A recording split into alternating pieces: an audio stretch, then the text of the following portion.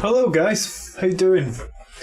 It's been a pretty good week. Hope you're all doing well. I see some of you are already in here. Thank you again for joining.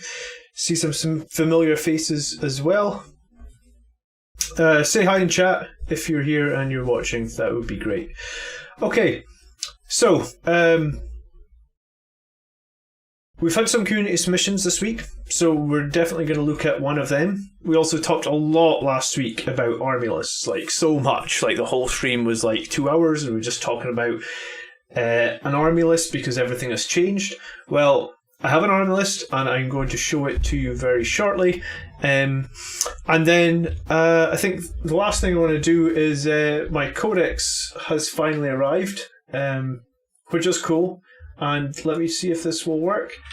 So I should be able to switch to the codex. This was my plan anyway. And of course it is not working at the moment. Oh, here it is. Right. Never used this before, but there we go. Alright, so codex is here. So if there's anything anyone wants to check out, with the codex, we can totally check that out. I will buy some sort of stand so this is a bit more stable, but I figured this will be cool so we could look at anything in the codex if we want to. I think we'll probably have to look at it because I guess a lot of rules have changed, and the army list that I've got, I have literally looked at it for all of like 2 minutes. So I'll definitely be we'll definitely be referring to the codex for some things, and if there's any questions in the chat, then or any Blood Angels questions, then feel free to just pop them into the chat, and I will try and answer all of them. And then yeah, I guess finally, thanks for being here. It's been a very cool week for me. It's actually been kind of mad these last 2 weeks. So YouTube emailed me to say this, which is super cool. So like we broke 500 followers, and if you're new here, then I would appreciate if you would consider joining the channel basically. And yeah, we're building a pretty cool community of Blood Angels, and hopefully with the goal of all of us winning more games of Warhammer 40,000, right? No, this codex here is actually the Space Marine Codex. I guess the Blood Angel supplement this week was announced to be in December.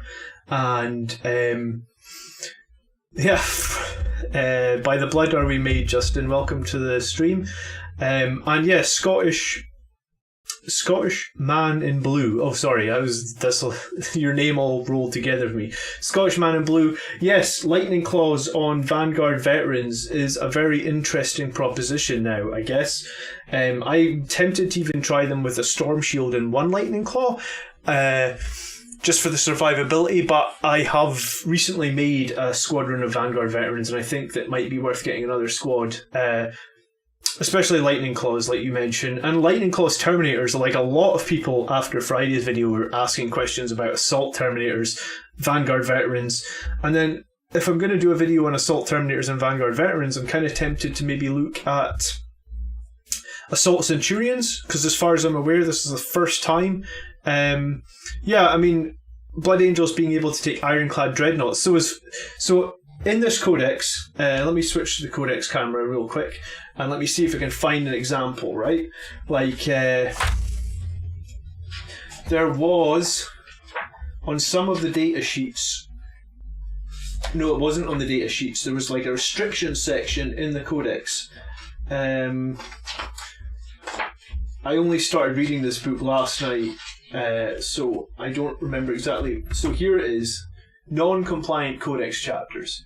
So it specifically calls out Black Templars, Dark Angels, the Death Watch, and Space Wolves. It does not mention Blood Angels anymore in non-codex compliant. So we are codex compliant. So the question on can we take Ironclad Dreadnoughts by Elder Blog, I think the answer is yes. And I think the answer also is yes in that we can take Thunderfire cannons now. Historically, we've never been able to take Thunderfire cannons. And also we can now take Assault and Devastator Centurions. And I've kind of liked... Centurions seem to be, some people hate how the models look, some people love them. Personally, I've always thought they were kind of cool. Let me think. The assault Centurions, they're probably in, well, look, they're probably in my, I've been looking them up, like I'm ready to buy them, I'm just waiting for payday basically. Or I think these guys are pretty cool looking, and I honestly think they will be good for us. They're not core, so that is the one disadvantage with them, but I suppose it all depends on how you run them. And maybe in a video I will cover how we could run them. What's interesting is these guys could fit in like Land Raiders, and Land Raiders are better than Repulsors now, I think. Like, they're cheaper in points and they're more survivable. So I can't, we still have this silly rule, I say it's silly, that Primaris units can't go in Land Raiders and normal units can't go in Repulsors. I mean, this is a bit of a silly rule to me still. I think they should just get rid of it and just anything can go in, because it really limits your choice, right? Like, you can never take a Rhino with Primaris units for whatever reason. And I don't understand the logic behind it. Like, I don't think it breaks anything. So yeah, Centurions are definitely going to possibly be an option. And these guys are cool, right? Like, why would you not want to take these guys with these big huge claws? And I think they can take heavy flamers, and I could see them like coming out of reserve or coming out of a Land Raider and doing a lot of damage for us. So what other questions? Yeah, 2 wounds is survivable just in for the Vanguard veterans, except against certain weapon types, right? Like I've been working really hard. If you were here in the stream last week, you'll know that I was working really hard to make a list to fight against an Iron Hands list that was, in my opinion, a very, very strong Iron Hands list, and it had 2 storm cannons in the list. Sorry, 2 Leviathan Dreadnoughts, each with 2 storm cannons. So you're talking 40 shots per turn, -2 or -3 to the save, and then 2 damage a pop. And I know that in the video, the battle report for that will go up on Tuesday night. I'm almost done editing it. It's quite a long video, but if you watch it, you'll see that at one point the guy fires 20 storm cannons, and he's in Devastator Doctor, and so the Dreadnought can move 8, then he can shoot the storm cannons. He hits on 2s and he can re-roll his 1s, so he shoots all 20 at a squad of mine, and he hits 20 times. So, and then he's wounding on 3s. So, like, it's a phenomenal, like, you have to take 15 saves at like 5s or 6s even. If it's in turn 1, it's 6s. So, yeah, that's really tough to deal with. Yeah, you'll see the video on Tuesday.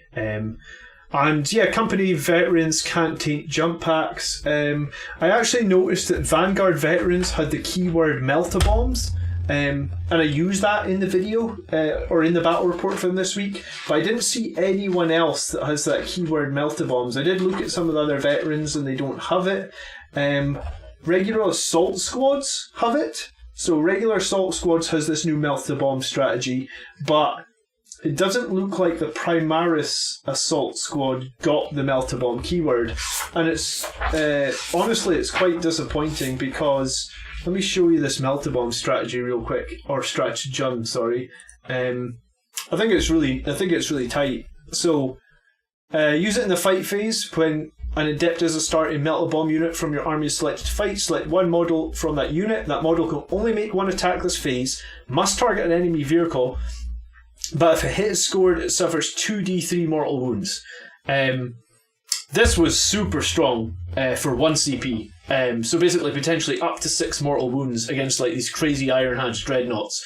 I really like this stratagem. So it's only Vanguard Vets and Assault Squads that get it, so no Primaris get it. I don't know if that's an oversight or if they just didn't include it. But what I must say, in my game, I had that squad right next to Dante, so he actually missed with the Meltabomb, but Dante lets him re-roll everything, so we re-rolled it and hit. So it was clutch that Dante was back, and I kind of dig Dante now with the changes they've made to him. However, he didn't have the best run out this week in my game either, so... Alright, I see a lot of people filtering in. Welcome. everybody. And if you've got any questions, please put them into the chat and I will try and get to them. So Blade Guard vets are amazing. I want to run 15. Yeah, I mean, I don't... What are the points cost on Blade Guard veterans? I don't know if you can run 15 of them. I have an Indomitus box made to order that has actually still not arrived, so I will try out Blade Guard vets when that happens. And yeah, I guess Iron Hands, an overwhelming number of Sanguinary Guards, DGs, not sure what you mean by DGs unless you mean like Death Company. Yeah, I don't think Scouts get Melta Bombs, but Melta Bomb is very interesting to look at now. So, what I wanted to do first was then, what we'll do first is we'll quickly look over the video. I put together a quick video. It's an extract from the upcoming battle report that I'm sharing on Tuesday. So everybody was asking about the Death Company, Justin. Okay, cool. So everyone was asking, because we spent the whole last week trying to make an army, and what's horrible about this army, guys, is it's absolutely unpainted. Like, so much of it was unpainted. Like, I almost felt a little bit embarrassed. I have a lot of stuff painted, but I guess I have an equally big pile of unpainted models. I'm sure everybody has unpainted models. I mean, if you look at my desk right here, we just have unpainted Terminators, whatever that new turret's called, the Sentry turret. Everybody has unpainted models. I have a huge pile. And what's even worse is they're all one faction. Like, I gave away all the other factions because it was just taking up way too much of my time. So that's why I decided to focus purely on Blood Angels. Hey, Omen, how you doing? Do you know what? Tactical squads and Razorbacks does sound like it could be pretty legit now. Devastator squads are definitely legit now, and putting them in drop pods is definitely strong as well. Yeah, I mean, the Iron Hands list I played on Wednesday just past had 2 multi-melta squads in drop pods. So I mean, it was a lot, and I dealt with them pretty efficiently. But I mean, when they drop in and they hit you with 10 multi-meltas, it's pretty nasty. I mean, I guess like ATVs. Yeah, everybody has their pile of shame. Yeah, I'm going to show you my pile of shame. I want to say it's like thousands of pounds worth of stuff. It's horrible. And welcome, Kavan. So we are looking. Yeah, so let me roll this video. It's like two minutes long, and it sorry it's so badly unpainted. I have decided that I'm going to do a few more games with this army before I change it, because I actually really like it, and I'm going to focus my painting on it. Yeah, I guess this is a preview of what you will see on Tuesday's video release. It's a battle report, 2,000 points, Blood Angels against Iron Hands. So without any further ado, let me run this little preview. Okay, so we've got Dante. We've got Sanguinary Priest, who's wearing the armour Indomitus. He's Stealthless Healer, and he's Chief Apothecary. We've got a Sanguinary Ancient with an Infernal Pistol. He is Hero of the Chapter with Rights of War, and he is the Icon of the Angel. We've got 8 Vanguard Vets, 3, all with Storm Shields, all with jump backs, 3 Thunder Hammers, 2 Power Fists, 2 Chain Swords, a Relic Blade on the Captain, 2 squads of Assault Intercessors, 7 Sanguinary Guard. We've got 4 Power Fists, 3 Axes, 2 Infernal Pistols, 5 Angelus Bolt Guns. The Terminators with the basic extenders on them are proxied as heavy intercessors, so it'll be quite cool to see if they're actually worth buying, I guess. Then we have a Librarian Dreadnought with the Biomantic Sarcophagus? I can't say that one. I've murdered it on my stream this week. Relic Contemptor with 2 Twin Las Cannons. We have a Vindicator with a Siege Shield, and we have a Whirlwind with a Vengeance Launcher. And we start this list with 9 CP. Yeah, so that is the list that I played on Wednesday, and I really, really liked it. I think that heavy intercessors are very, very durable. There is a couple of stratagems for Gravis armor. If you watched my video this week, you would have seen that there is ways to make them a little bit more survivable with both transhuman and unyielding in the face of the foe. I think heavy intercessors were very good, and I guess if you tune into the video this week, you will see them in action. So Raza, Vanguard vets with lightning claws. Yeah, I mean, I definitely think they're an option now. So I guess if you have a Vanguard vet with 2 lightning claws, what are you getting? 5 attacks on the charge, hitting on 3s, re-rolling all wounds, right? Rites of War is great, yeah, for giving the obsec to anyone around. I think as good as Hero of the Chapter, and right now I'm not sure there's too much value. Like as a Blood Angel, we have to take what is it? We only get the 1 Warlord trait at the moment, and it is the Speed of the Primarch. So I feel like there's just better options than that right now. And then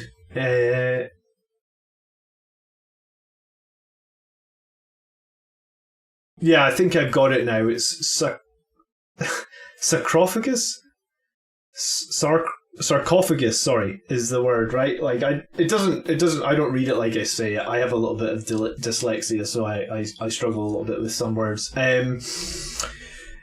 Yeah. So yeah, I mean, that is the list that I'm running on Tuesday's battle report, and it was a cool list, and I think there's a lot of options with it. The one thing that I also want to point out that I think is super valuable. So I talked maybe a month ago about having the Judicar to stop Overwatch and causing people to fight back last. Well, suppression fire on a whirlwind is like, for 1 CP, considering I started that list with 9 CP, this is a really strong stratagem. So use it when a whirlwind model from your army is selected to shoot until the end of the phase. Each time the model makes an attack with the weapon as the blast ability, if a hit is scored for that attack, then until the start of your next turn, the unit cannot fire Overwatch. So, and then it also fights last. So for 1 CP, no Overwatch and fighting last against like unit like big tanks or heavy armor, for example, those Leviathans with 2 heavy flamers, that is very strong. And I think at 1 CP, if you hide that whirlwind well, you can potentially use that a lot throughout the game to just shut down Overwatch, and you only have to score a hit, right? You don't have to make a wound, you just have to score a hit. So with the whirlwind, if you're using like the Vengeance launcher, then you get 2d6 shots, so it's an average of like 4 shots. You just need a single 3+ and you shut down Overwatch. It's a very strong stratagem. Librarian with Veil of Might. I didn't use Veil of Might this week.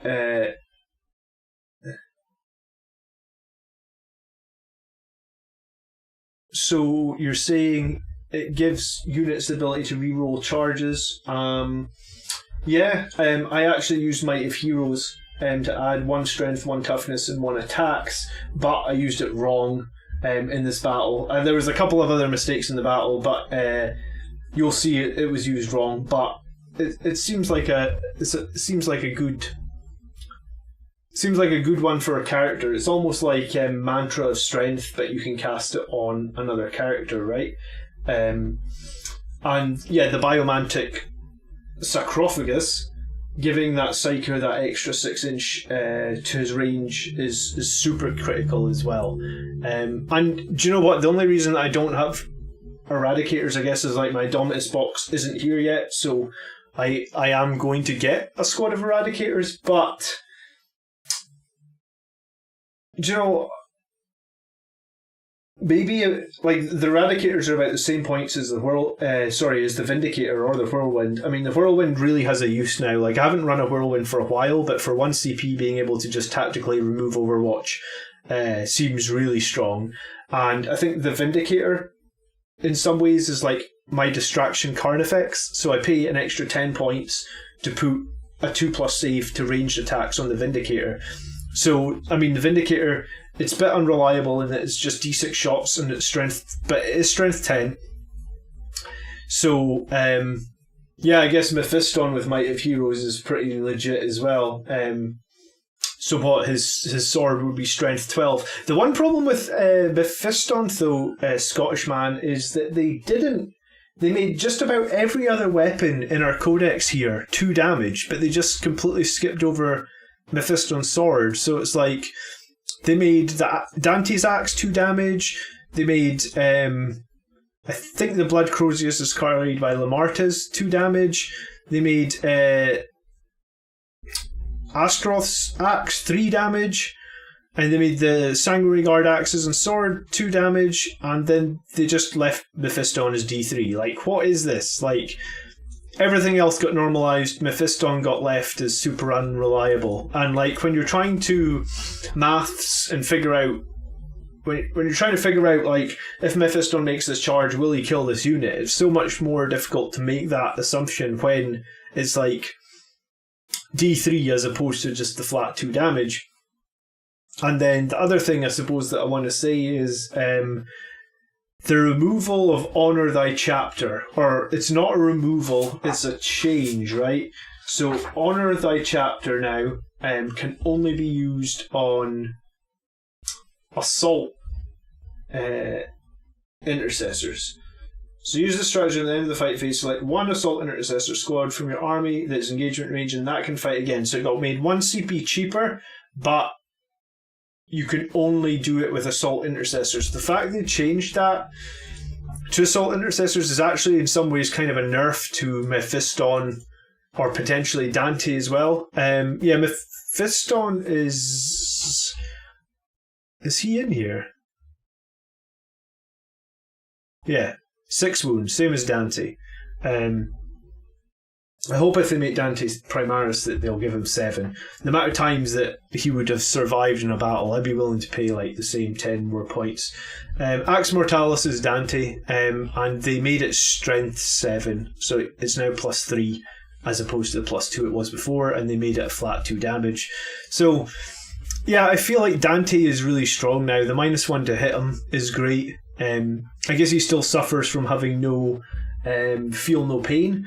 And at the moment, until we know if we're getting the Standard of Sacrifice back, then all we have is our Medic Priest guy, who can do a Feel No Pain on a 6, which is okay, but I mean, it's pretty unreliable, right? Like, you don't really want to be using command points to reroll to try and get 6s. So, okay, that's just a little bit of chatter to the intro of the stream, I guess. So now what I want to do is have a look at...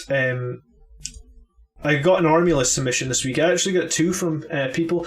I don't think Death Company Intercessors, as of yet, like, they do not have the ability to honour thy chapter, unless I missed that. Let's have a look. Death Company Marines, Death Company Intercessors... They do not have the Assault Intercessor keyword, so I assume at the moment they cannot honour thy chapter. If that changes in our book, due out in December, then maybe this brings Death Company back into the meta a little bit. In my video where I compared Sanguinary Guard, Vanguard Vets, Death Company, and the Death Company Intercessors, I actually found that Intercessors were the weakest of the lot. Yes, they were a little bit cheaper in terms of points, but... I did feel like they were the weakest. By the way, guys, if you get any value out of this video, I would appreciate if you would hit like at some point during the video. So, someone tried to correct me in my comments as well about this, saying like all models in the unit have their bolt pistol and bolt rifle replaced with 1 heavy bolt pistol and 1 chainsword. So all models of the unit can have, doesn't mean they all have to have, right? So you could change out 8 or 9 of them, and then 1 model can take a Thunderhammer. But this bit here is really confusing. I think they're going to shore up the wording on this next time. But it's the fact that it's like one model can, if equipped with a heavy bolt pistol, have it replaced with one of the following. So if you had one of these guys changed it to a heavy bolt pistol, you could have a hand flamer or a plasma. If not equipped with a chainsword, a power fist, or a thunder hammer, replace its bolt rifle, auto bolt rifle with one of the following. So it's almost like if you didn't change it up here, then you could give him the power sword, and then if not equipped with a chainsword or power sword, he can be equipped with a power fist, a power sword, or thunder hammer. It's just like so conditional. It's so ugly. But I do think that if they get the ability to honor the chapter, they will. They maybe like they will definitely become like twice as valuable, right? Because the Black Rage gives them that extra attack, and Assault Intercessors, just a regular 5-man squad with them, I feel like paying 2 CP for Honor the Chapter could be worth it, right? Because like a 5-man squad of Assault Intercessors is still like 26 attacks, because you start with 3, then you add on 1 for the chainsword, then you add on 1 for charging, and the sergeant gets like 1 more. So 26 attacks, paying 2 CP to do 26 more attacks is usually quite valuable, so it'll all depend. I think Death Company will depend on the stratagems that they get. I know that we have the refusal to die strategy. For 1 CP, Death Company can only die on a... they can feel no pain on a 5 or 6 rather than just a 6, but again, I feel like it's so situational, and usually when you're paying CP to try and get 5s and 6s, it's still pretty low probability, right? You're paying CP for a 33% chance not to take the wound. It's not that great. Firstborn Death Company are way better. Just the fact that you can switch the weapon options out is important. So let's have a look then at the next part of the stream then. So I got this list submitted by Sergeant Acriel this week. I hope I said your name right. And asked about any comments on this list. If you're new to the stream, or if you tune in every week, you guys know that I'm totally happy to take army list submissions from anybody, and we'll look at them and we'll see. I mean, we're in a bit of a strange place right now with the I guess waiting 2 months to get our supplement, right? So I guess the first thing to say is, if you haven't read the Codex yet, or you're still waiting for it, then this top bit, the Sanguinary Priest, he did go up to 90 points, and they did give him like the most expensive jump pack in the game, it seems like, at 30 points. But the Chief Apothecary keyword is really, really interesting. So the Chief Apothecary keyword basically lets him heal twice per turn, and it also lets him bring a unit back to life per squad. And my understanding of this was, if the Selfless Healer, so each time this Warlord uses Combat Restoration, a model being healed gains up to 3 wounds instead of D3. Each time this Warlord is selected to return a destroyed model using Combat Revival, that stratagem costs 0 points. And it says just above that, as a Chief Apothecary, he can use his Combat Restoration ability twice instead of once. So he can essentially heal 2 guys up to 3 wounds, and then you can play the stratagem of Combat Revival to bring a dead unit back to life. I couldn't quite figure out if it meant you could bring 2 dead units back to life. I think I may have played this wrong in the battle this week. So I think that's how it's supposed to work. So you heal 3 wounds on 2 different targets, and then you can bring 1 dead unit from a squad back to life using the Combat Revival stratagem, which is just use the stratagem in any phase. No, that's Armour of Content. Use the stratagem at the end of your movement phase. Select the Apothecary, select an infantry or biker, and that model is returned to unit with full wounds remaining. So I think this is going to get nerfed straight away, because like those new ATV bikes are 8 wounds, and I can't see for 0 CP them letting you bring an 8 wound model back every turn. That is going to be horrendously overpowered. So I feel like it's going to be changed to something like it can bring a model back to life with 3 wounds or 4 wounds. I mean, if they're talking about healing for 3, then I feel like they're going to let you bring a model back with 3. I guess we will see. So this part is really great. I feel like a lot of healing, especially if he's running around with your Sanguinary Guard. And my idea was to bring him with the Sanguinary Guard and the Vanguard Vets, so you could bring a model back and you could heal both squads every turn. The relic that the Chief Apothecary carries is a Pistol 1 that each time an attack is made with this weapon against infantry, the attack will always wound on an unmodified roll of 2+ and has a damage characteristic of 4. So, I'm not sure how I feel about this relic. I feel like there's probably going to be more options for us, relic-wise, but I mean, if you're fighting an infantry heavy army and they've got a lot of characters, the ability to just 2+ them for 4 damage, and it is a pistol, so it'll be -3 until turn 3 when we're in Assault Doctrine, so it'll be -4, flat 4 damage. I guess it's pretty strong. I mean, depending on how you're positioning your guys, you would hope that they wouldn't be able to kill your priest, so you could always get this off.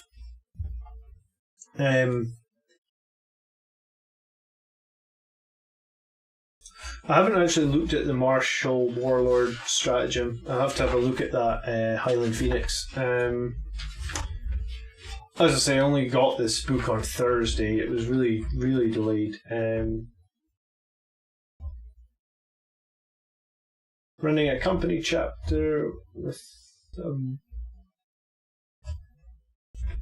I'm not seeing it.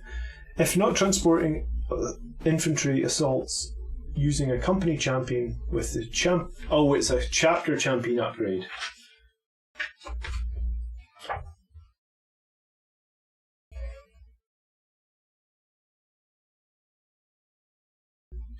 You know, a warlord trait that is an aura to reroll charges. I mean, that's very similar to Icon of the Angel, which we still have access to. I mean, it's got slightly more range in that it's got like a 6-inch range as opposed to a 3-inch range. In my list, I definitely take Icon of the Angel, and I think I take it with the Sanguinary Ancient. I still think there's value in the Sanguinary Ancient. Like, a lot of people mentioned that they felt that the Sanguinary Ancient was rubbish now, but I think the +1 to hit when you're running with Sanguinary Guard or Vanguard Veterans running like really heavy weapons like Thunderhammers and Power Fists, that +1 to hit negating the -1 to hit is still really good. I think it was stronger when it was you reroll 1 on the wound phase, but I mean they've changed it to hits now, so I don't know if we can complain, or I mean that's just the way it is. So continuing on this list, we have the Sanguinor. So the Sanguinor, I guess, is great right now. His ability to heroically intervene from deep strike is kind of cool. His aura got nerfed. So I mean, I guess we have to deal with his nerfed aura because it used to be +1 attacks just flat on top of everything else. Now the +1 is only, I guess, where is it? So within 6 inches, add 1. It doesn't stack with Shock Assault ability. So I guess on any turn you're charged and heroically intervened, your +1 doesn't. You don't get this +1. So I'd say like that's at least a 50% nerf, right? Because like most of the time, I guess, most of the time combat is over in 1 round. I would say, like especially with like a Sanguinary Guard squad or even your assault intercessors, like it's rare that these combats last more than 1 round, and I guess if they do, you're probably going to finish them in round 2 anyway. So I feel like his aura is much weaker than it was before. But I mean, I guess it affects himself though, because it doesn't say it doesn't. They did make a big deal about saying that they wouldn't affect themselves. So the Sanguinor, I guess, is okay. I mean, what's the 25 points between him and Dante now? It's for me, I feel like Dante's just going to be more like he has an extra wound and he has an extra -1 to hit from all sources, not just melee attacks. But I mean, Sanguinor can leave combat and charge someone else, which is also very strong. But then Dante has a buffed Infernal Pistol now, so Infernal Pistol, I think in the game with the +2, like I think I did an 8 damage shot with an Infernal Pistol. That's kind of insane. So I think Dante, having the pistol is really strong as well. And then a Primaris Chaplain. So I guess that's just your standard Primaris Chaplain. I think we talked last week about the Primaris Chaplain on a bike being really valuable now. Really tanky on a bike. No, Shock Assault is the one that's active all the time for Space Marines. It's part of the one they got all rolled together into Angels of Death, Scottishman. Savage Echoes is the one that comes when Assault Doctrine is active in turn 3. So basically it just means in turn 1 and 2, if you are in combat and the combat lasts more than one turn, then you would keep your additional attack from Shock Assault. Okay, and then Recantation of Focus. I don't run that litany all that often, so let me just double check. I feel like Recantation of Focus is the litany that gives you +1 to hit, right? +1 to hit with ranged attacks. Okay, so I need to see where this chaplain's being used to get the +1 to hit with ranged attacks. Then Heavy Intercessors. Yeah, I talked about these a little bit already. So 10-man squad seems maybe like a bit overkill. I ran an 8-man squad and that might have been overkill. But the Executioner bolt rifle, I believe that's the rifle with the 42-inch range. I think that's going to be... I really like them, right? Like, I hate paying for units that just sit on objectives all game and do nothing. Whereas this unit, if you get it on an objective with good line of sight, it can sit there and it can shoot 42 inches across the battlefield the whole game, and it's strength 5 -2 damage. So against infantry, it's just chewing them up. Against armor, I guess you're wounding on 5s. But that's not so bad if you've got 8 or 10 guys there, because you're going to get some 5s. And then I didn't play this in the battle, but I just want to share with you, they've changed the rapid fire stratagem. Like I said, there's probably some changes in here that I haven't totally found yet, but let me find the rapid fire stratagem.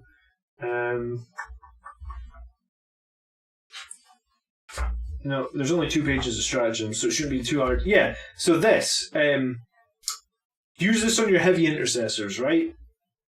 Use the stratagem on the end of your shooting phase. Select one Intercessor squad or Veteran Intercessor squad. So if we go look up Heavy Intercessors, they definitely have the Intercessors keyword, and that they can just shoot again, right? 2 CP.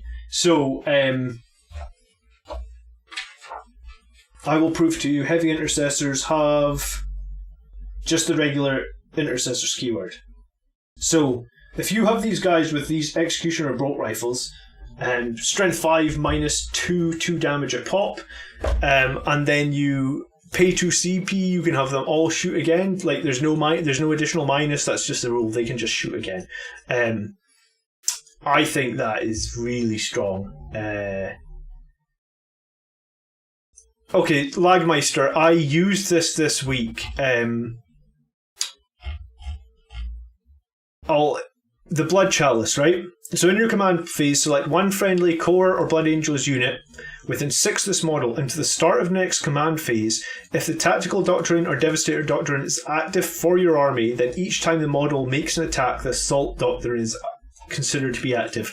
So the way they've said that basically means that if the unit that you choose to activate the Blood Chalice on will get the additional -1 from Savage Echoes for the attack, but they won't get the additional attack when they charge, or heroically intervene, etc.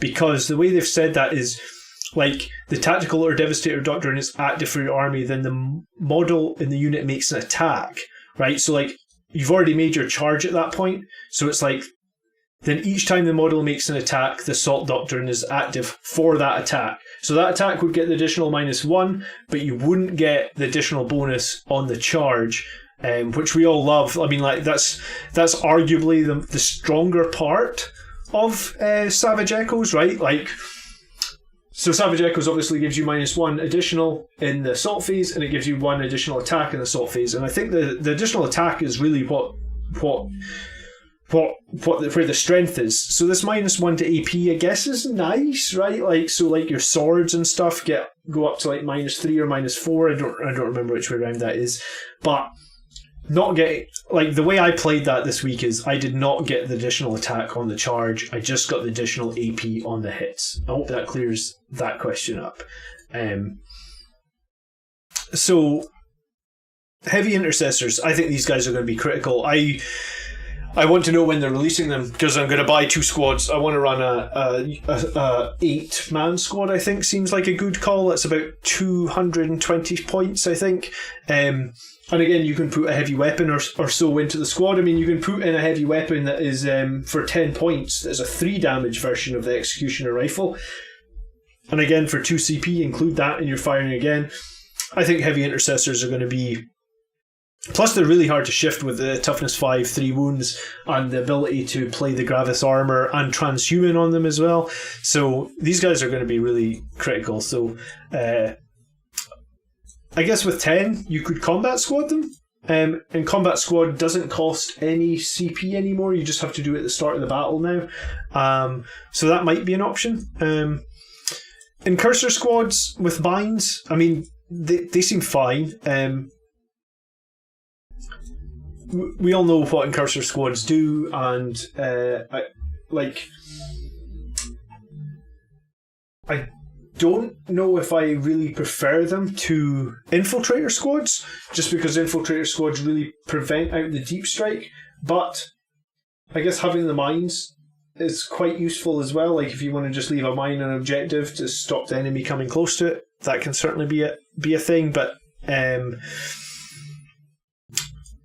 I guess that's your choice. But like, I mean, this looks like a solid. My list was heavy intercessors and 2 assault squads, just because I really like the melee. But this is decent. Okay, and then fast attack. We've got 2 squads of outriders. So a lot of people have been running outriders, right? And a lot of people, I guess I haven't seen a battle report. If anyone knows a battle report that has a lot of outriders. Yeah, I mean, tell me, Highlander, how do you mix them? Because I don't mix them, right? Like, I just either run... Typically, I would run infiltrators, and I would run assault intercessors. And I guess sometimes regular intercessors if I really just want something to sit in the backfield, which I've been doing now with the heavies. And I think the heavies in the backfield are... For me, they work really well, and I think I can see myself doing more often. So I understand this, in that you've got, like, the Sanguinary Priest with this jump pack following these outriders and these upgraded ATVs with multi-meltas around. And I guess he can revive, he can do, like, he can heal 2 squads, and he can bring a single model back to life per turn. So, I mean, those ATVs, bringing them back to life is going to be pretty strong. I don't think, as much as it's a cool strategy, I wouldn't rush to buy ATVs to do this with, because bringing a unit back to life that's got toughness 5, 8 wounds for 0 CP a turn, like that there's no way that's not getting nerfed. I feel like that's an oversight, and I feel like it'll be, you can bring a unit back to life up to a certain amount of hit points. Like, they're not going to let you they're not going to let that stay, because I just think it's way too strong, right? Because you could run like 2 priests and then just like 2 massive squads of ATVs in every turn for 1 CP, just bring 2 of them back to life. Yeah, I mean, infiltrators are a good replacement, Dove, for getting up the battlefield and getting objectives early. They obviously are harder to kill than scouts. They also prevent enemy deployments within 12. So,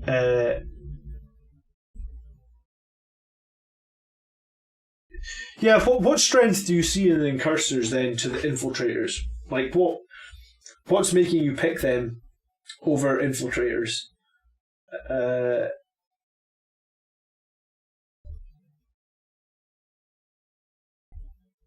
But yeah, I mean, I've used infiltrators multiple times. The reason that I didn't run them in this list was I knew I was playing this Iron Hands list that I have been having problems with, and it didn't really matter if I have infiltrators because his drops are just drops of Devastators with 24-inch range, so there's no point trying to deny them out. Yeah, and I think that you're right, the ATV thing is definitely going to be nerfed.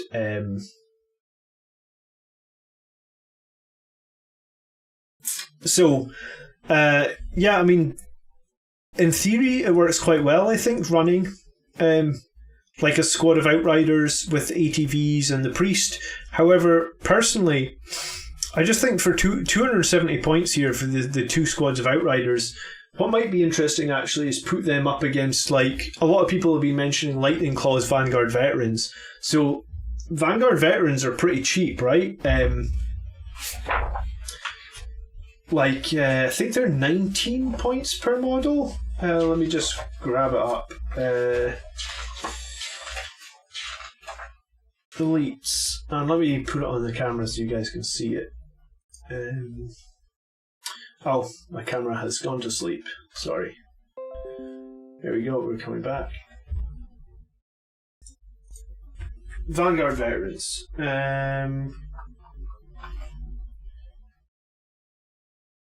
Yeah, here we go then. Vanguard Veterans. So 19 points per model. So we give them a Storm Shield, they're up to 23 points per model. We give them a Jump Pack, it's 25. And then you give a Lightning Call, it's 28. So you could have a squad of 10 Vanguard Veterans with Storm Shields and one Lightning Claw each. And that would be like just 10 points more than this. So I mean, you could drop like a couple of Storm Shields, or you could drop like a couple of Lightning Claws and have two with Chainswords. But Outriders are such big models, right? Like, when I've played them, I can find it really difficult to get them exactly where they need to be. And also, your healer, I believe, only heals within 3 inches, right? The Chief Apothecary. So if you think about those bases on those Outriders, they're like an inch, maybe. Well, they're not an inch at all, sorry. They're maybe like 2.5, 3 inches long. So positioning, I think, with that many is going to be difficult. And yeah, I just personally, like, squads of guys with just chainswords don't seem to cut it for me, right? Like, you can run squads of guys with chainswords against other infantry, and that's fine. But I usually find that, like,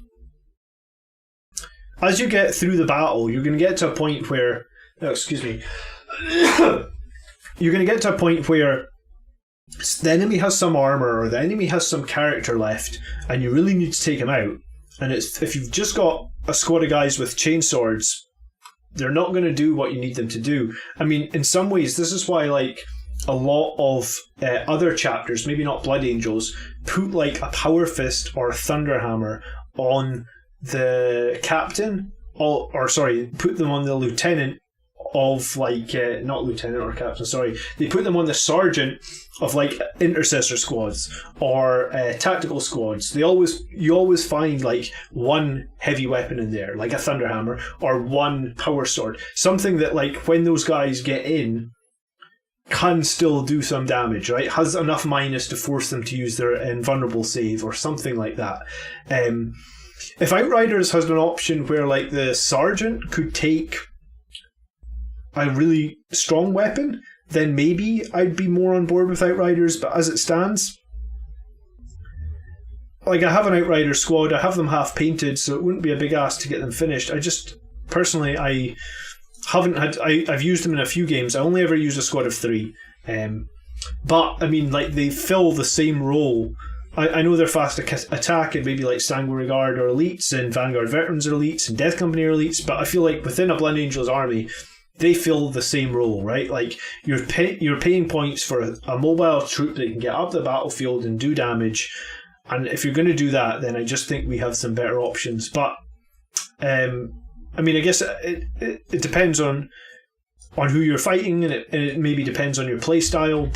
And then I guess the other option is if you took those elites I mentioned, you get the option of the deep strike for free, right? Because we don't have to pay to put those units in reserve because they have I forget what the thing's called, but like they basically, what is it called? It's like, I just want to say it right. Death from above, right? So we get death from above for free, essentially. I'm the only one running bikes with multi-guns and thunderhammers instead of outriders. You know, like, Phoenix, I think you're probably onto a winner there, right? Personally, yeah, I don't like squads just full of chainsaw guys. Like, I find like you're always going to come against something and you're going to really struggle. Red Raven, hi mate, new player here. Can infiltrators stop enemy units making a 9-inch redeployment? Yeah, I would say that anything that redeploys, like nothing should be able to ever drop within 12 inches of infiltrators. Doesn't matter what the stratagem says. I would just take the rules on the infiltrators page, which says only scramblers, enemy units that are set up in the battlefield as reinforcements cannot be set up in with 12 of this unit. They changed that in the new 9th edition rulebook. You can read it. The free core rules that the Games Workshop gave away for free are the rulebook in Indomitus, because there's a strange place in 8th edition where a drop pod could come down and the units could come out of the drop pod and you couldn't use off-spec scan on them because they were getting counted as disembarking rather than as reinforcements. But they've changed that, so basically anything that sets up on the battlefield now is classed as reinforcements, even if it like comes out of the drop pod as just mentioned. So infiltrators should 100% stop 9 inches away.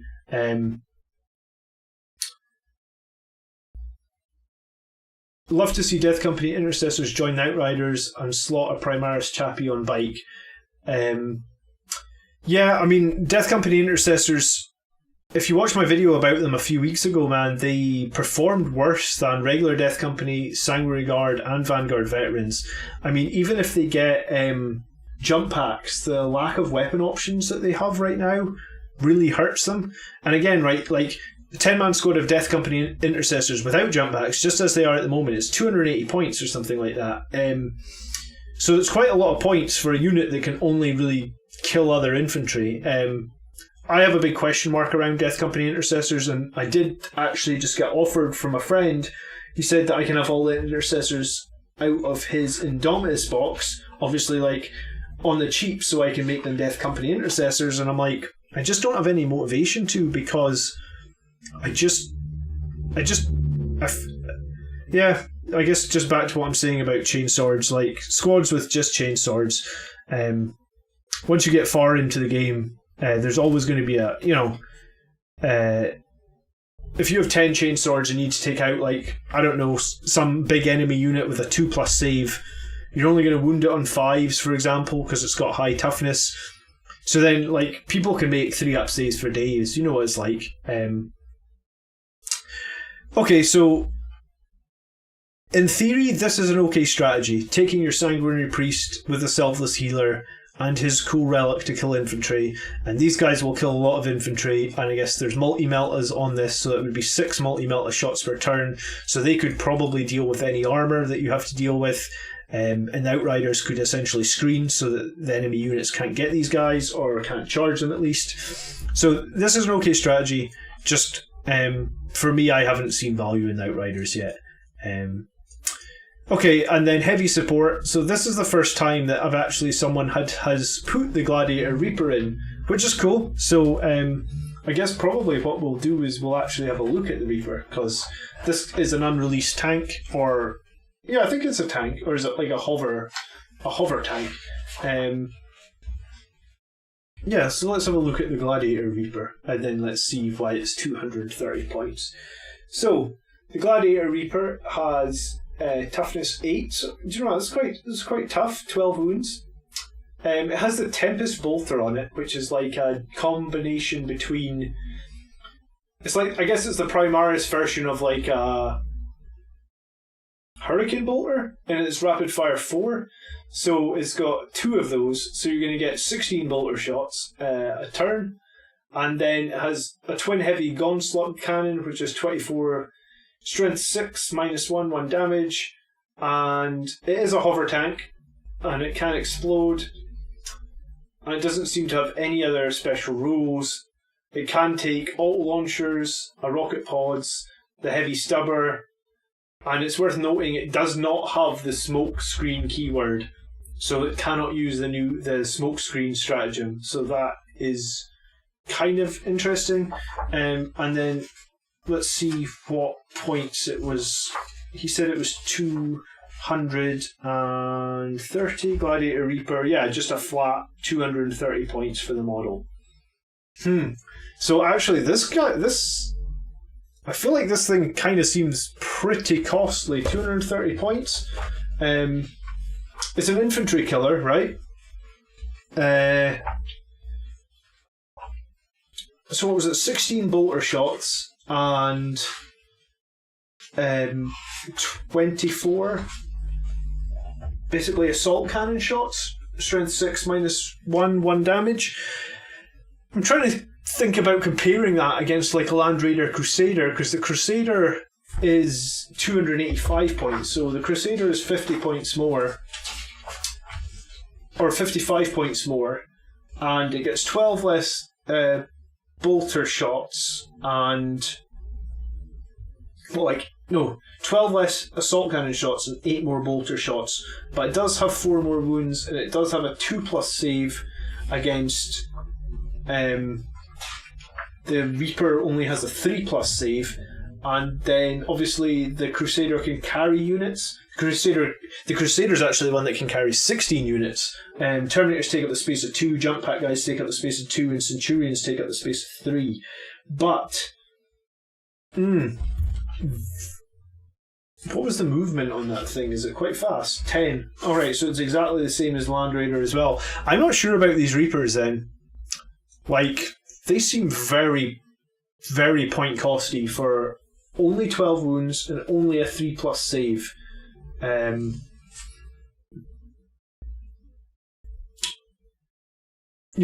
Based on the list that I was talking about earlier, how I was saying like the Whirlwind now, with the ability to stop all Overwatch for 1 CP each turn, assuming you've got an alive Whirlwind. It might be better to switch this out for like a Crusader and a Whirlwind. Normally when we do these live streams, guys, I use Battlescribe. But the point, and we can swap things really quickly and we can look at that. But because Battlescribe's not been updated yet with all the new rules, and I guess we'll be in a sort of transition period for a little while. There's only basically have to do it a little bit slower looking at the book. So Whirlwind is 125 points and your Crusader is 285 points. So 285 plus 125. So you're 30 points less to do that. And what I was talking about in my video this week was, for example, you could just throw a multi-melt onto that Crusader, right? Because multi-meltas on tanks or multi-meltas on Land Raiders have been the thing for a while. Just 25 points. You can also put on a Stormbolter for another 5 points. But no one's been doing it, I guess. But now multi-meltas are 2 shots, then I can totally see that having value again. So yeah, I would probably, if this was me, I'd probably ditch one of these Reapers. Or fuck it, I'd ditch them both. They've not been released yet, dude, so you've not spent them and bought the money. Take a Crusader and take a Whirlwind, so you can stop any Overwatch. It's definitely going to be useful with your Outriders. I assume, like, Outriders are not good at shooting, so you're going to want to put them in combat with somebody, right? It'd be nice to shut down that person's Overwatch for 1 CP. And the Crusader, you don't have any regular non-Primaris troops in here, but you could easily swap out, like, I already said I'm not sure you need this as a 10-man squad. You could have this as an 8. And if you didn't want to, if you had this as a 7 or 8-man squad and you didn't put the multi-melt on the Crusader, then you could take a tactical squad or a small assault squad of regular guys. based on what I was saying earlier about the melta-bombs, you could have a 5-man assault squad inside that Crusader. I think assault marines are like, I want to say they're 18 points each, and you don't have to pay for the melta-bombs anymore. So let me just double check that. Regular assault troops. Are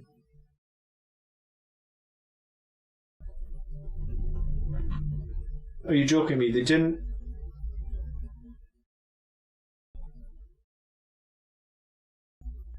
make assault troops not troops anymore, right? I'm going to answer the chat questions in just a second, just because I'm on a bit of a tangent here and just wanting to make sure that I covered this list. Assault squads.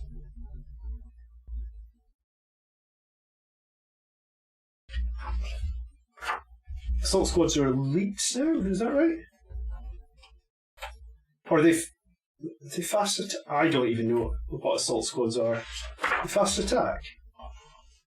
Okay, assault squads are fast attack, and they are 18 points per model.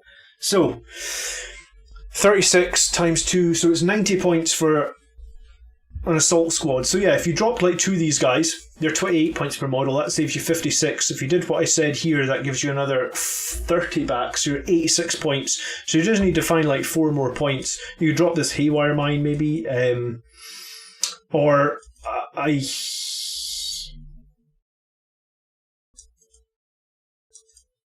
don't know where else you could find the points, I guess. I guess you'd have to drop maybe 5 of these, but then you could maybe have 6 assault guys and they could pop out of that Crusader for another close combat squad with the melta-bomb strategy, because that seems super, super legit. So I'm not sure I'd rush to buy these gladiator tanks. I don't know how you guys feel about it in the chat, but I have looked at all the gladiators and I guess I'm unsure. I hate how the Primaris tanks all have 3+ saves and no invulnerable saves. Like, it makes them so weak. Like I said, like just this week I had an Infernal Pistol do 9 damage, right? An Infernal Pistol is -4, I think, and then -5 if we were in Assault Doctrine. Of course it doesn't show an Infernal Pistol here, it should. It'll be on Dante's profile. Yeah, so the Infernal Pistol is -4 or -5, so even the Land Raider against the Infernal Pistol only saves on a 6. But like, you know, like I'm running Dante with a Sanguinary Ancient, both have Infernal Pistols. I'm also running a Sanguinary Guard with 2 Infernal Pistols. So if you'd manage to jump and you're within 3 inches, that's potentially like 30 damage. So, you know, you've paid 240 points for a model that's just going to get no save and potentially deleted off the board in 2 seconds flat. Like, it's so harsh. So yeah, I'm not sure about these gladiators. Alright, let me catch up on chat real quick because there's been a lot. So hey Justin, I am fighting Death Guard, I think, this week. I guess it is still Marine on Marine action, but I guess Plague Marines, if you class them as Marine. What's your luck been with Blade Guard Vets? I bought 3 of them along with the Primaris Lieutenant with the Volkite pistol. Finally going to have my first game next Saturday, working on a list now with what I got. Alright, Red Blade. The Primaris Lieutenant with the Volkite pistol, the sword and the shield, I think he's awesome. I did a video about him like a few weeks ago. I actually ran him as a warlord a few times. I think him inside an impulsor with your Blade Guard Vets and possibly your Blade Guard Ancient will be really interesting, right? Like, I think you'll have them all hitting on 2s. I think you'll be wounding most things on 3s. I guess other infantry you'll probably be wounding on 2s. And I guess you get to reroll your 1s because of that Lieutenant there. I do not have my Blade Guard Vets yet, but I definitely want to try them in an impulsor, and I think I will buy another squad. Apparently one of the next releases Games Workshop is going to be the Blade Guard Veterans with like the option where the Sergeant can also take the pistol. I think that's going to be pretty cool because that pistol is actually quite good.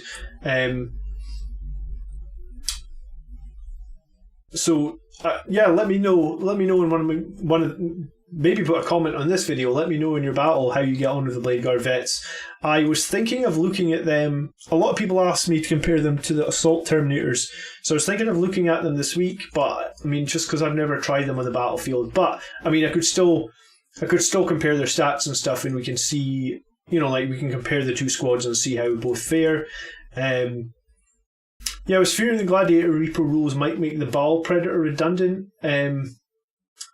Yeah, do you know what? The Baal Predator is really weird, man. Like, I have two of them. I have one of them with the Assault Cannon heavy bolters. I have the other one that I've never finished making. It's like in a shell, ready to go. Like, I was waiting for the Flamer rules to be like, will I finally get to run this Baal Predator with Flamers? But while they did increase the range of the Flamer on the top of it to 18, which I do like, I think if you watch my videos, or if you hear me talk as well, I hate, and it's like an absolute passion, I hate shit like this. Like, I don't know how you guys do it when you're playing a battle. If you watch the battle report that I'm sharing this week, because it's the first battle in using the new rules and stuff, there's a lot of time where I'm just talking out loud to myself a little bit, trying to work out like the percentage probability of certain things, right? So like, this guy's going to attack this guy, will he kill him? Because if he will, then I take the objective from the enemy player, or I live, or whatever.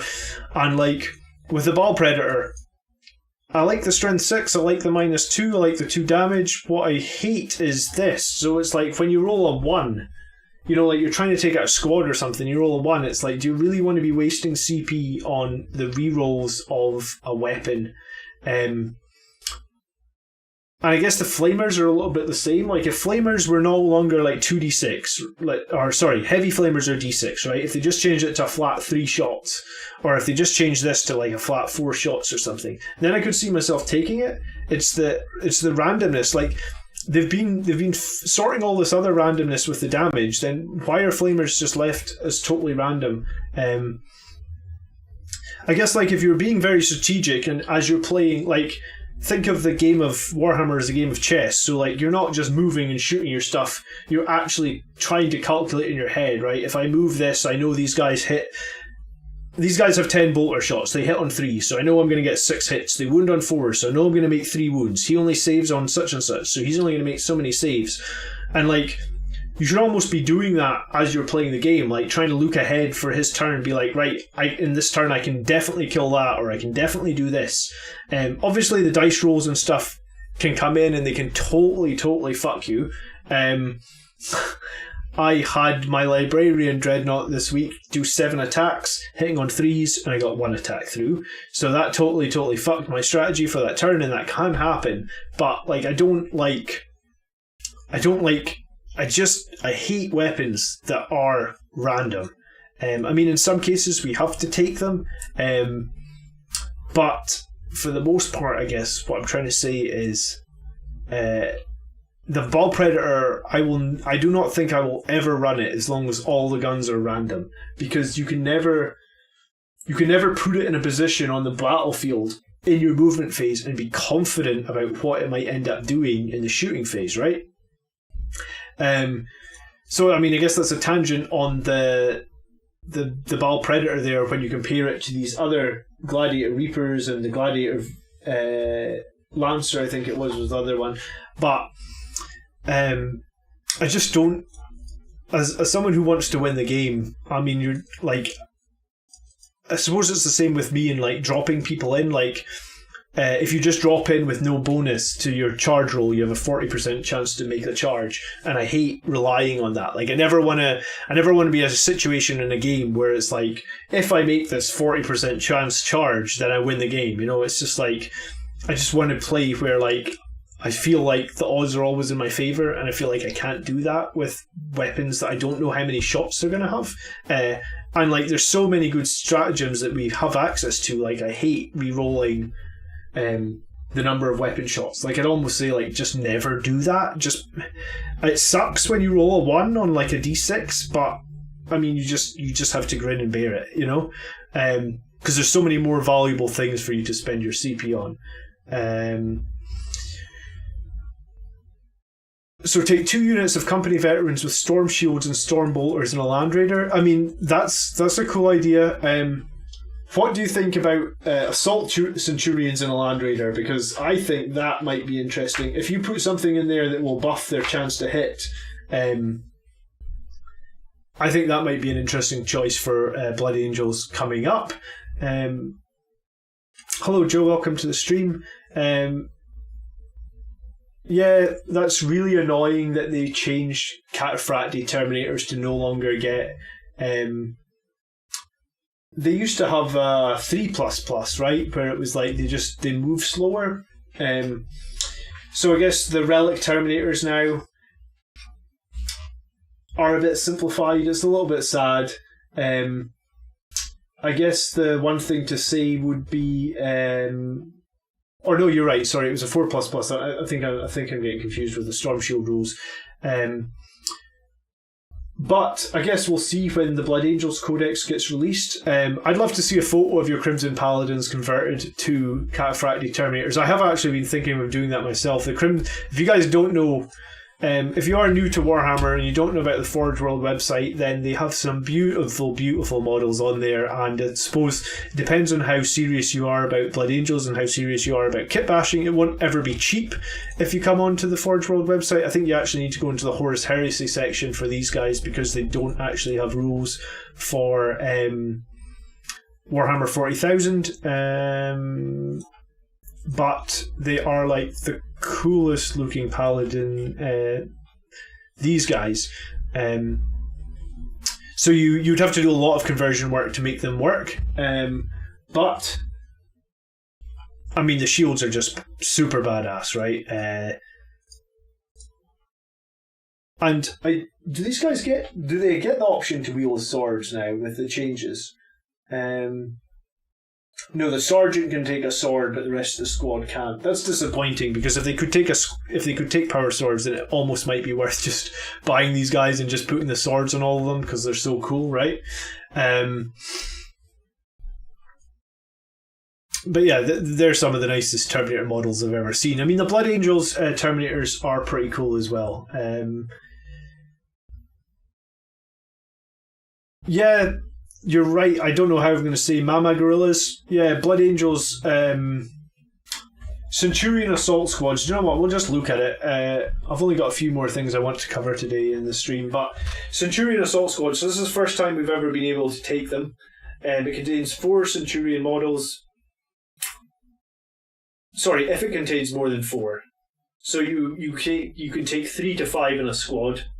No, 3 to 6 in a squad, sorry. Every model is equipped with 2 flamers, siege drills, and Centurion assault launchers. I think the assault launchers make some hits when you charge. I would have to double check what the assault launcher keyword means. So obviously we know flamers, they're 12 inches. They can replace their flamers with melta-guns. And they can have their assault launchers replaced with hurricane bolters. I would probably just replace their flamers with melta-guns and have these guys in a Land Raider. If you get the Land Raider close, the siege drills are -4, 3 damage a pop, so that's just disgusting. They get 3 attacks, so I guess you would be looking at 4 attacks on the charge for the regular guys, 5 with the sergeant, so it's like 13 attacks. Strength times 2, so the strength is 5, so it's strength 10 hits. So 13 attacks, strength 10 hits. Hitting on 3s.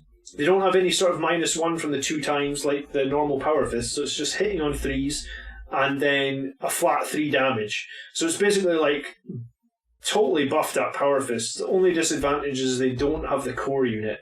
So you would have to find some sort of aura that would give them a +1 that doesn't affect core.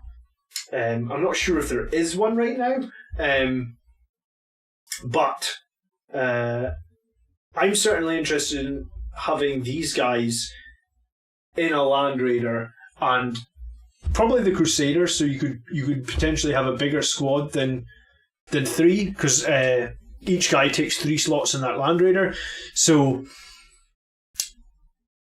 like have 4 or 5 of them in a Land Raider and just pop that Land Raider forward, maybe even advance it, go as far forward as you can in turn 1. I mean, getting them where you need to be is going to be the tricky part.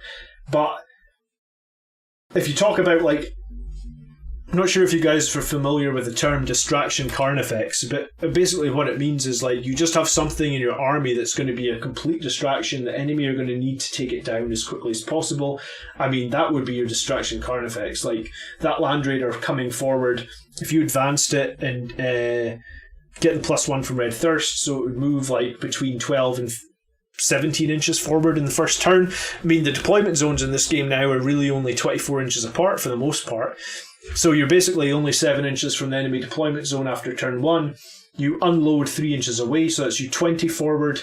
You then move your 5, you're 25 forward. So arguably you could have the whole squad of Centurions in the enemy's deployment zone at the beginning of turn 2 with the ability to charge. Yeah, they could destroy anything. Armour, characters, units, whatever they're in combat with, they're going to destroy them. And if you put meltaguns on them as well, then, I mean, you could put the Hurricane Bolters on them. I just don't think they need them. Just put the meltaguns on them and have, what would it be, 8, maybe 8 shots with meltaguns. Put them in some sort of vehicle and then charge something else. That's just going to be disgusting. And Centurions save on 2s, so they are going to be pretty. They are going to be pretty difficult to deal with. Yeah, it sucks as well that they made the Captain and Cataphractory legends as well too. I mean, again, there's a really cool Captain, right, from Forge World, the one with the sword, this guy. So I guess if you want to run him now, you still can run him, but he's just a Captain in Terminator armor. They took away his profile page, so to speak, within the new codex. But I mean, I don't know what we're going to get back, right? No one knows what's yet in the Blood Angel supplement, and I did actually speak to a couple of my friends that have chapters that have supplements, right? Because Blood Angels haven't had that before, right? We had Codex Blood Angels in 8th edition, then we had the Blooded Baal, because after we lost a lot of stuff, I was curious. I was like, what are we actually going to get in our codex, our supplement? So my friend said, they got psychic powers, they got stratagems, they got warlord traits, and they got some unique units. And in 8th edition, if you think back, every chapter got a few unique units, right? Like, obviously, everybody got some sort of leader, became Primaris. So, like, Ultramarines got Marneus Calgar, we got Mephiston, Space Wolves, I think, got... Oh, I don't remember the names of the Space Wolf characters, but they definitely got, it was like Ragnar or Bjorn or someone. I think Bjorn's maybe the Dreadnought and Ragnar's the character they got as Primaris. But, so I think we will get, we'll get somebody new Primaris. People have noticed that on the, let me see if I can bring it up real quick. People did notice that on the book,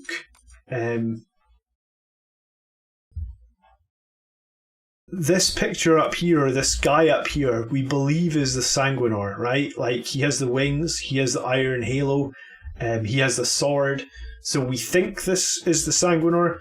So the rumor, or people on the internet, people in the Blood Angels groups that I follow, have said that they think that this guy will be. They think that we're going to get a Primaris Sanguinor. Personally, I'd rather see Dante. I think Dante's gone through a lot. He's been around for so long. I think if you read the books, it sounds like Dante had got a bit tired, but maybe he's got a bit rejuvenated. So maybe I think it would be a perfect time for him to go through the Rubicon and become Primaris. So I would like to see Dante, but I mean, I guess the internet has rumours that it's going to be this guy. So the last thing... So I suppose I should say thank you very much to Sergeant Acriel for sending in this list.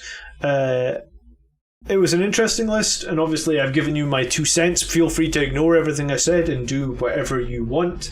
Do you know what? Primaris Corbulo might be okay, but I think the issue with Corbulo right now is everybody else in Blood Angels has a jump pack, right? I mean, except Tycho maybe. So Corbulo, they give him this really cool ability, but he doesn't have a jump pack. So how do we deliver him with everybody else that has jump packs? That's my main concern with Corbulo. Like, I really like the ability that they've given him. I think it would be better if they'd given him the attacks rather than the AP bonus. But I mean, they've made the rule now. So Corbulo, or the ability to give Corbulo a jump pack, I think would make him a lot more relevant. I mean, They did it with the Sanguinary Priest, so why can't they do it with Corbulo? But I mean, I have seen some people say that you could do a drop pod with Corbulo. I guess that could be an option. A drop pod with like, I guess maybe like an assault squad with the melta bombs, and Corbulo or Death Company could be in the drop pod without jump packs. That might work. And Tycho again. Tycho, the Death Company version of Tycho is pretty cool. Yeah, guys, it would be nice to see Old Man Dante come Primaris. So thank you anyway, Acreal, for sending in this list. If anyone wants to send in lists for next week, you can just drop them on the comment here, or drop them on any of my videos. If you drop a comment on them, I will see it. So I just wanted to look lastly at the new pre-orders. So this week we got the ability to pre-order the Hammerfall turret and the Primaris Tech Marine. So technically, I mean, I don't really run Tech Marines often as a Blood Angel. Tech Marines did get a really nice new ability though, where once per turn they can awaken. Yeah, I think a 7 wound Dante would be huge. Like, the amount of times he dies for me and they just do 6 wounds to him, I think I would be happy to pay so much points for 7 wound Dante. And I feel like we really need the standard sacrifice back. I really missed that this week's battle. Like, the ability to just 5 plus feel no pain on the golden host. Considering how exposed those golden guys have to be to get them where you need to go on the battlefield, having no feel no pain on them was really hurt. The Primaris Tech Marine has the ability to awaken a vehicle now, and I mean, this is a cool looking model. I actually think I prefer this head. I hadn't seen that head before. That's pretty cool.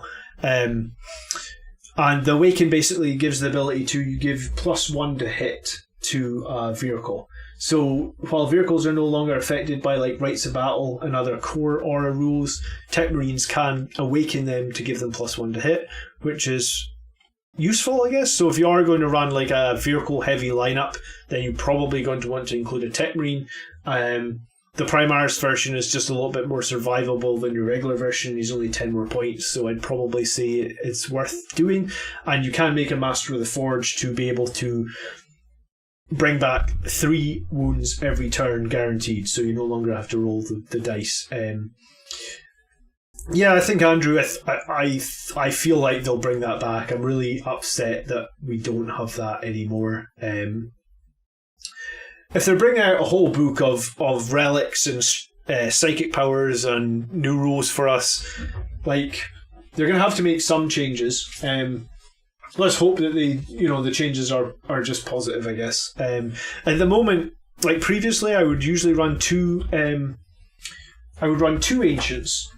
One with the Icon of the Angel and one with the Standard of Sacrifice. Now, what's really interesting is, let me share this little bit with the book with you. Maybe you saw this, maybe you didn't see it.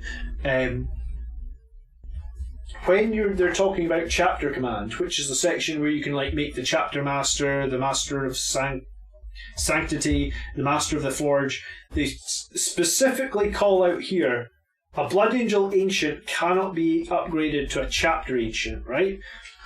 So the only reason I think that they're saying that is because we're going to get some sort of custom Ancient or custom rule for Ancients that none of the other chapters are getting.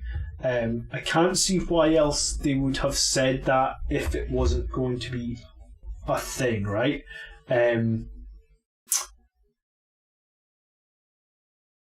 I really hope that they're going to give us something ancient-wise. Yeah, so you can only have one Sanguinary Ancient, and now we cannot be the Chapter Ancient. Yeah, but I think this isn't, like, we don't have to wait long, right? Like, we just need to wait to December, so it's like 6 weeks probably. I imagine the pre-order will probably be up near the end of November. It seems like there's new pre-orders every week at the moment. I don't know how people keep up, but I'm probably not going to pick up a Primaris Tech Marine right now. I don't think I need one. And the Hammerfall Bunker, every time I say this name, I just think of the Queen song. I'm just I guess we watched that Bohemian Rhapsody movie not long ago.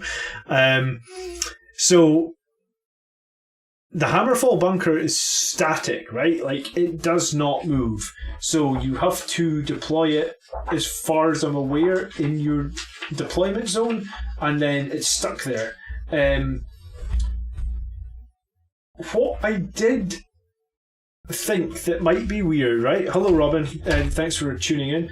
Let me share you this Hammerfall a second, right? So the Hammerfall bunker is toughness 8, 14 wounds. So it's very tanky, 3+ save. It's got this one ability, defensive array. So basically, anytime it shoots its heavy bolters or its flamers, it can target and resolve attacks against every eligible enemy unit. Which I guess means if there was, like, if we choose its heavy bolters, Hammerfall heavy bolter array, heavy 3, 36 inches. So when it shoots, if there's 8 enemies within 36, it can shoot at all 8. Each time this model fires Overwatch, it only resolves attacks with weapons against the charging unit, but when doing so, the type of the Hammerfall heavy bolter array is changed to heavy 6, and the heavy flamer is changed to heavy 2d6. So if it shoots Overwatch, it's even like, because you only hit 6s in Overwatch, it's basically saying if you have the heavy bolters, you're maybe going to hit once. If you have the heavy flamers, though, you're going to hit quite a lot. So the only way I can see this being valuable is if you position it well and you take the heavy bolter array. So every turn it shoots that heavy 3 heavy bolter at every enemy unit within 36. This seems strong, but the fact it doesn't move, like, you're going to have to place it on an objective in your deployment zone, and then it's just going to sit there the whole map.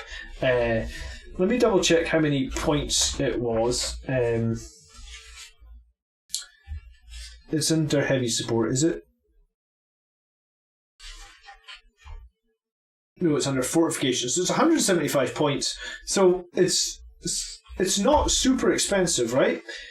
Now, correct me if I'm wrong, but with the new power level 9, so if I want to strategically reserve the Hammerfall bunker, it would cost 1 CP. And then it doesn't matter that it doesn't move. I would be able to bring it in 6 inches from the edge of the board. I was not sure about this, if that is a possibility.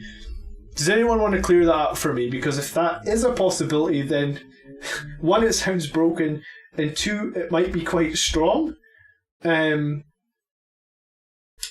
Because when you come in from strategic reserves, it never talks about, like, you can only move in from the edge of the board so many inches based on your movement. It just says you can come in 6 inches from the edge of the board. Let me turn this off and let's double check that. Again, I am still waiting on my damn Intomitus box, so we're looking at the free core rules. And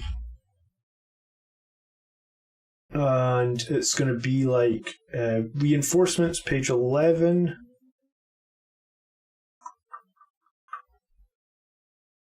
It might not be reinforcements, actually. Strategic reserves might be elsewhere. Let me check. Well, exactly, like, I mean, unless they're missing, like, I feel like it's maybe an oversight, right? Some units allow them to start in the battle off the board.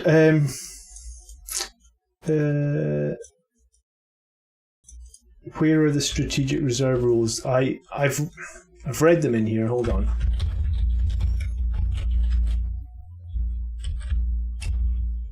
Here we go. Strategic reserves. No, I'm not finding them.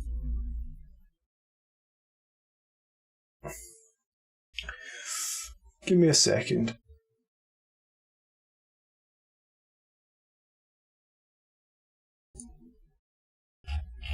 Oh, do you know what? I don't think they're in here.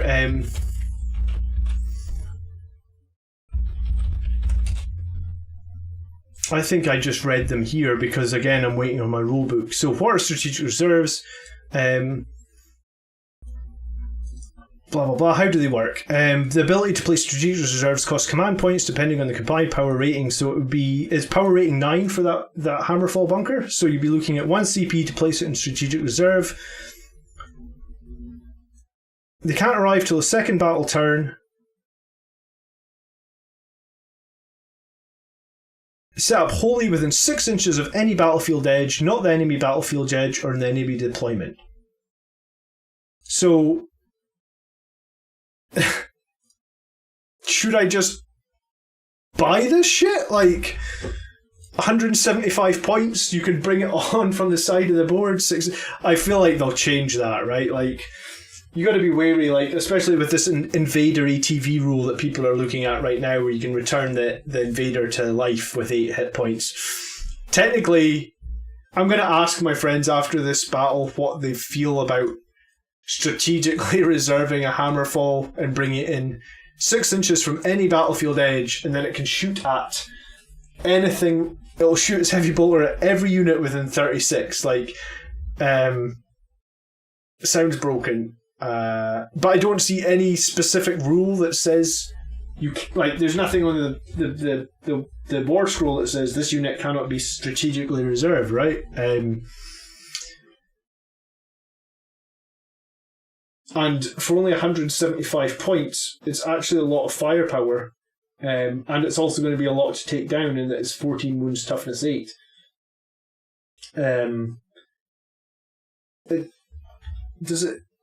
It also includes the missile launcher, and that's included in the points cost. Yeah, so the missile launcher on it is basically they actually got lazy here, I guess, and they called the missiles Super Frag and Super Crack.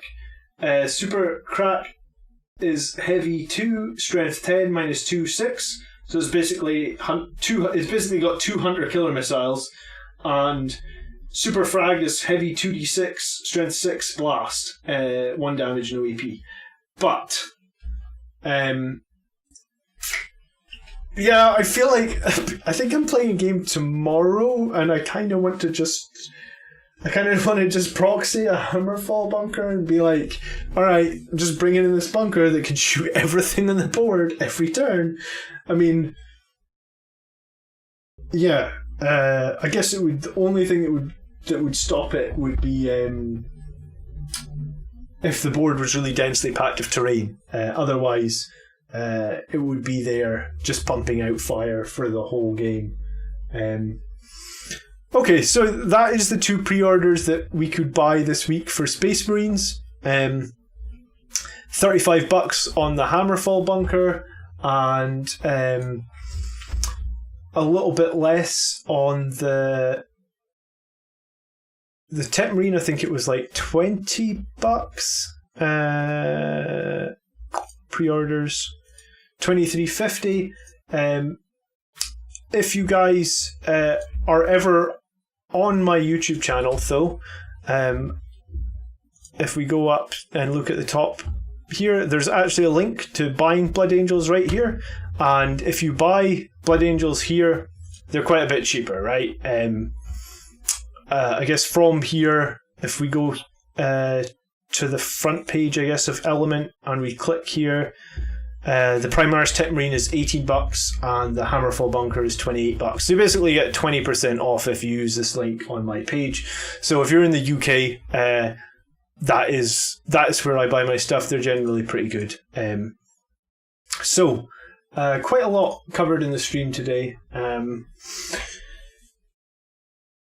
Yeah, I think it might have been Logan for the Space Wolves. I'm not sure. Like, people have asked me on this channel what is my focus, and my focus is 100% Blood Angels. I don't have time to look at anything else, so it's just all going to be Blood Angels. Yeah, so I guess the last thing to say is thank you so much for the support. It's been pretty cool these last few weeks. A lot of people have been liking the videos. If you have any suggestions for Friday's tactics videos, leave me a note if you'd like me to compare anything. I think this week we're probably going to look at Blade Guards, Ancients, Terminators, Assault Terminators, and we might even throw in a splash of Assault Centurions, because I guess some people didn't realise that we can now take them, and I think they're kind of rad. Plus, like, I just like building my collection, right? So just at some point it'll be cool to have them, even if they don't see all that work on the battlefield.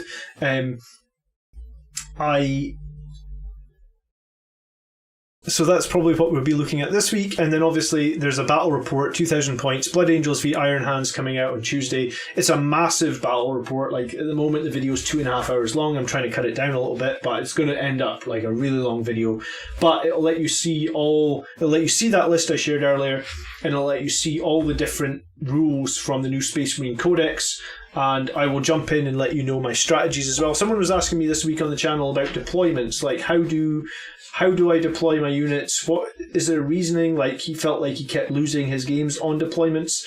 So in the battle reports, I'll definitely talk around what I'm thinking when I'm deploying as well, to try and basically just help out any way I can. Okay, I'll ask now in chat if there's any last questions anyone has just now. Shoot them into chat, otherwise we are going to wrap up just in a couple of minutes. I have not too much more to look at today.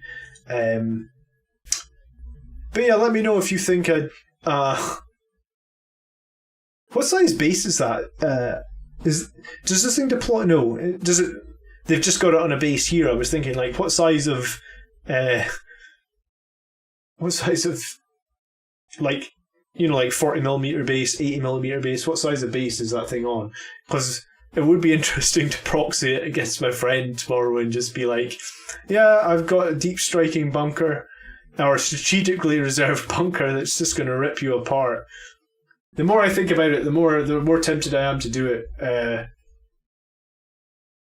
Plus, the great thing about proxying some things before they're released is it lets you know, like, obviously, as a collector of the Marines, like, you want a lot of different Marines, but you don't want to buy something that never makes it onto the battlefield, right? So that's why this week's video has the heavy intercessors. You guys can see those guys, you can see them in action, you can see how they survive against those dreaded storm cannons I keep talking about. And yeah, okay. It looks like we're good in chat right now. Thank you so much for everybody that tuned in today. I will see you on Tuesday and Friday next week as normal. And if you did enjoy today's stream, I'd appreciate it if you would consider liking, because likes make the world go round, I guess. And yeah, it's nice to help the channel grow, because YouTube decides to show my videos to other people based on the number of likes it gets. So if you guys like it, you're actually really helping me out. Okay, well, yeah, thank you everybody, and we will talk again on Tuesday. And if you have any army list submission that you want to give, or if there's anything that I said today that you want to discuss, please leave me a comment, and we'll definitely discuss it in the chat. And I believe that very soon I should have a community section set up within the actual YouTube page itself, so we can chat more about rules and tactics and just everything Blood Angels. Alright, I hope you all have a good weekend. I hope everyone's staying safe, and I will see you all again very soon. Until next time, by the blood are we made. Peace.